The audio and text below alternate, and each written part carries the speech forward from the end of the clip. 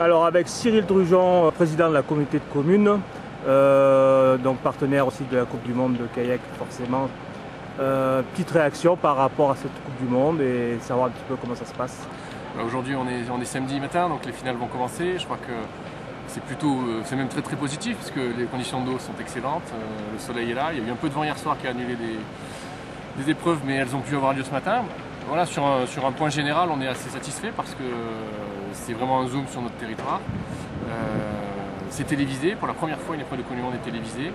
Et puis ça positionne vraiment le pays d'écrin, l'Argentière, dans l'activité d'eau vive. Donc on est vraiment satisfait là, de ces premiers jours. On attend impatiemment ces 2 jours encore, samedi et dimanche, et puis on fera un débrief, mais pour l'instant tout est très positif.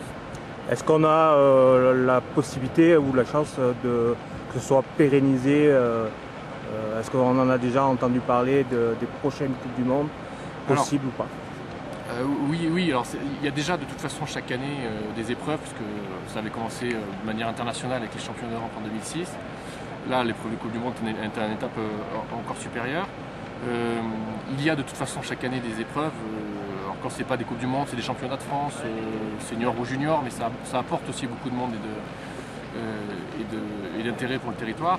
La prochaine étape, ce serait des championnats du monde, mais là on est vraiment dans autre chose. Je pense qu'on commence à y réfléchir, on commence à y penser, soit à pérenniser les Coupes du Monde, mais c'est pas nous qui choisissons, soit effectivement tenter dans quelques années un championnat du monde pour vraiment asseoir ce bassin qui est magnifique.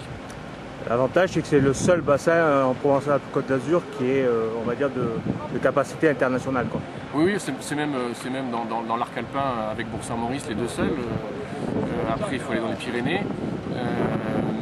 Donc oui, effectivement, c'est de ce côté-là un équipement de grande qualité qui a été construit dans le début des années 90, dans les années 90. Donc je crois que ceux qui ont fait le pari à l'époque l'ont gagné aujourd'hui parce qu'on accueille une épreuve de Coupe du Monde.